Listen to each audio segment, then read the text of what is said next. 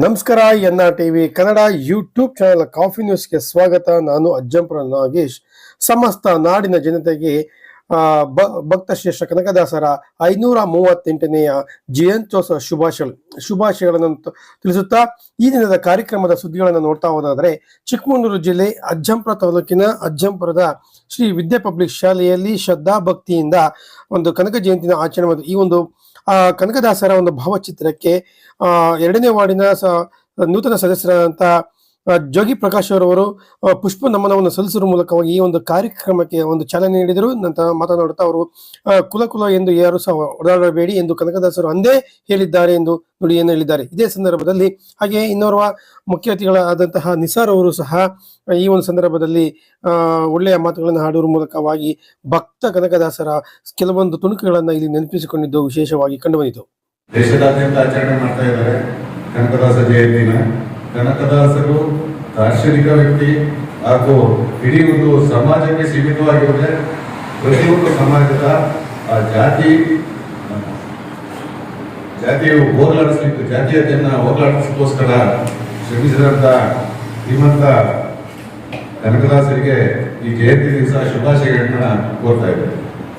ಜಯಂತಿಯ ಶುಭಾಶಯಗಳನ್ನ ಕೋರ್ತಾ, ಹಾಗೆ ನಾವು ಪಠ್ಯಪುಸ್ತಕದಲ್ಲಿ ಓದುವಂತ ಸಮಯದಲ್ಲಿ ಕನಕದಾಸರ ಬಗ್ಗೆ ತಿಳಿದಿದ್ದೇನೆಂದ್ರೆ, ಅವರ ಭಕ್ತಿಗೆ ಮೆಚ್ಚಿ ಶ್ರೀಕೃಷ್ಣ ಪರಮಾತ್ಮನೇ ಅವರಿಗೆ ಕನಕನ ಕಿಂಡಿಯ ಮೂಲಕ ದರ್ಶನ ಕೊಟ್ಟರಂತ.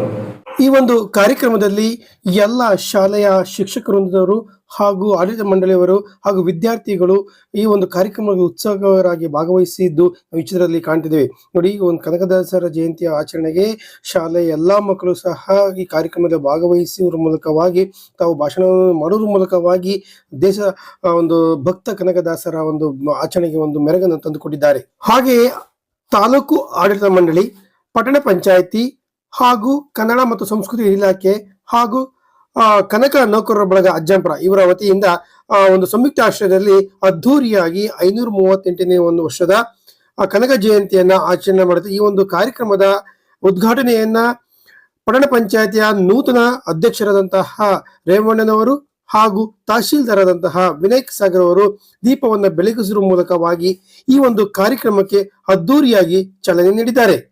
ಇದು ಹರ ತಕ್ಷಣ ಇನ್ನೊಂದು ಜಾತಿ ಈಗೆಲ್ಲ ಬರ್ತಾ ಹೋಗ್ತದೆ. ಕೆಲಸ ಮಾಡಿದಾನೆ, ಯಾವ ರೀತಿ ಕೆಲಸ ಮಾಡಿದೆ ಅಂತ ನೋಡೋದಿಲ್ಲ.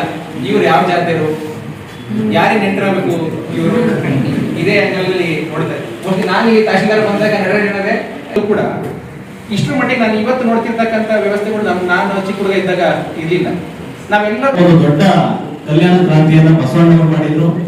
ಬಹುಶಃ ವಚನಗಳಲ್ಲಿ ಈ ಜಾತಿ ವ್ಯವಸ್ಥೆಯನ್ನು ಬದಲಾಗಬೇಕು, ಸಮಾಜದ ನಿರ್ಮಾಣದ ಕಲ್ಪನೆ ನಮ್ಗೆ ಏನಾದ್ರು ಬಂತು ಅಂದ್ರೆ ಫಸ್ಟ್ ನಮಗೆ ನೆನಪಾಗ್ತಕ್ಕಂಥದ್ದು ಬಸವಣ್ಣವರು 12ನೇ ಶತಮಾನದಲ್ಲಿ. ಅದಾದ ನಂತರ ನಮಗೆ ಕಂಡು ಬಂದಿದ್ದು 15-16ನೇ ಶತಮಾನದಲ್ಲಿ ಕನಕದಾಸರ ಮುಖಾಂತರ ಮತ್ತೆ ಸಮಾಜದಲ್ಲಿ ಇರ್ತಕ್ಕಂಥ ಜಾತಿ ವ್ಯವಸ್ಥೆ ಹೋಗ್ಲಾಗಬೇಕು ಅಂತೇಳಿ ಬಹಳ ದೊಡ್ಡ ಹೋರಾಟ ಆಯಿತು. ಕನಕದಾಸರ ಜೀವನ ಚರಿತ್ರೆಯನ್ನು ನೋಡ್ತಾ ಹೋದ್ರೆ ನಮಗೆ ಗೊತ್ತಾಗುತ್ತೆ ಜಾತಿ ವ್ಯವಸ್ಥೆ ಎಷ್ಟು ವೈಭವೀಕರಣ ಆಗಿತ್ತು ಆ ಸಂದರ್ಭದಲ್ಲಿ. ಅವರ ಎಲ್ಲ ಘಟನೆಗಳನ್ನ ನಾವು ನೋಡ್ತಾ ಹೋದಾಗಲೂ ಕೂಡ ಅವರು ಹಂಪಿಯ ವಿಶ್ವಭವನ ಮಠಕ್ಕೆ ಹೋದಾಗಲೂ ಕೂಡ ಅಲ್ಲಿ ಸುಮಾರು 250 ಜನ ಬ್ರಾಹ್ಮಣ ದಾಸಕೂಟದಲ್ಲಿರ್ತಾರೆ. ಇವರೊಬ್ಬರೇ ಕೂಡ ಬೇರೆ ಬ್ರಾಹ್ಮಣ ಗುರುಗಳೇ ಆಗಿದ್ದಾರೆ. ಯಾಕೆಂದ್ರೆ ವ್ಯಾಸರ ಇಲ್ಲೇ ಇದ್ದಿದ್ರೆ ಬಹುಶಃ ಕನಕದಾಸರ ಒಂದು ಔನ್ನತ್ಯ ನಮಗೆ ಗೊತ್ತಾಗ್ತಾ ಇರಲಿಲ್ಲ. ಅಲ್ಲಿ ವಿಶ್ವಭವನ ಮಠದಲ್ಲಿ ಕನಕದಾಸರನ್ನ ಪ್ರತಿ ಹೆಜ್ಜೆಗೂ ಕೂಡ ಸ್ಫುಟವಿಟ್ಟ ಚಿನ್ನದ ತರ ಅವರು ಇಡೀ ಹೊರ ಜಗತ್ತಿಗೆ ತೋರಿಸ್ತಾ ಹೋಗ್ತಾರೆ. ಮತ್ತು ಸಹೋದರತೆ ಹಾಗೂ ನ್ಯಾಯಕ್ಕಾಗಿ ಶ್ರಮಿಸಿದ ಮಹಾನ್ ವ್ಯಕ್ತಿ ಎಂದು ಹೇಳುತ್ತೇವೆ. ಕನಕದಾಸರು ಬರೀ ಉಪಜಾತಿಗೆ ಸೀಮಿತರಾದವರಲ್ಲ, ಅವರು ಬೇರೆ ಜಾತಿಗೂ ಸಹ ಬೇಕಾಗಿರುವವರು. 15 ಮತ್ತು 16ನೇ ಶತಮಾನದಲ್ಲಿ ಜಾತಿ ವ್ಯವಸ್ಥೆಯ ಬಗ್ಗೆ ಸಮರ ಸಾರಿದಂತಹ ಮಹಾಭಕ್ತರೆಂದರೆ ಅದು ನಮ್ಮ ಕನಕದಾಸರೆಂದು ಹೇಳಬಹುದು. ತಮ್ಮ ದಾಸ ಕೀರ್ತನೆಗಳ ಮೂಲಕ ಸಾಹಿತ್ಯ ಲೋಕಕ್ಕೆ ಭಾರವಾದ ಕೊಡುಗೆಯನ್ನು ನೀಡಿದಂತಹ ವ್ಯಕ್ತಿ ನಮ್ಮ ಮಹಾ ಕನಕದಾಸರು. ಕನಕದಾಸರು ತಮ್ಮ ಹೇಳಿದರೆ ಅದರಂತಾನೆ 15-16 ಶತಮಾನದಲ್ಲೇ ಅವರು ಲೋಕಕ್ಕೆ ಸಾರದಂತವ್ರು. ಕುಲ ಎಲ್ಲಿ ಕುಲ ನೆಲೆಯನ್ನೇನಾದ್ರು ಬಲ್ಲಿರ ಅಂತ ಅವತ್ತನೇ ಸಾರಿದಂತ ವ್ಯಕ್ತಿ ಮಹಾನ್ ಸಂತ ಶ್ರೇಷ್ಠ ಕನಕದಾಸರು ಅವತ್ತು ಹೇಳಿದ್ರು.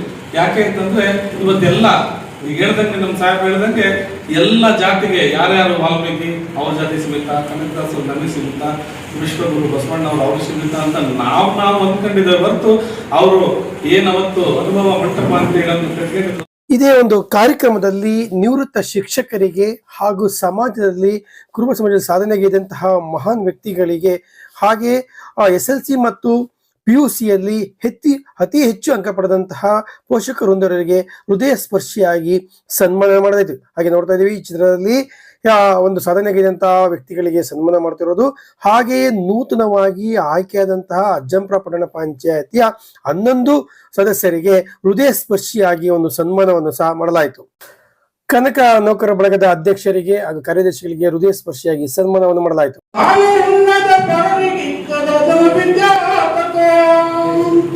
ಮಾನವೀಯ ತೊಡೆದೋಗೆ ಭೋಗವ್ಯಾತಕೋ ಸತ್ಯವಂತರ ಸಂಘವಿರಲು ತೀರ್ಥವ್ಯಾತಕೋ ನಿತ್ಯ ವಿಘ್ನೇಶ ತವ ಶರಣಂ ವಿಘ್ನ ವಿನಾಶಕ ತವ ಶರಣಂ.